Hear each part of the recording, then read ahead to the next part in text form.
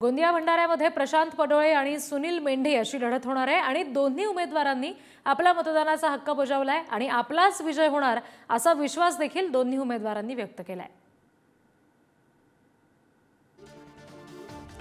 प्रशांत पडोळे यांनी मतदान केलेलं आहे, सुनील मेंढे सुद्धा ठिकाणी आले आणि त्यांनीही आपला मतदानाचा हक्क बजावलाय। दोन्ही उमेदवारांनी आपल्या विजयाचा विश्वास या निवडणुकीदरम्यान व्यक्त केलेला आहे। गोंदिया भंडाऱ्यामध्ये ही थेट लढत पाहायला मिळणार आहे।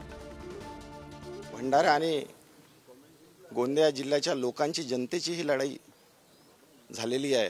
हे आता स्वतः माझी लढाई नाही, तर जनतेने आपल्या अंगावर ही लढाई घेतलेली आहे। मी एक तरुण आहे, त्यामुळे तरुणांच्या बेरोजगारीच्या प्रश्नांचा मी आवाज होईन। शेतकऱ्यांच्या हक्कासाठी मी लढेन।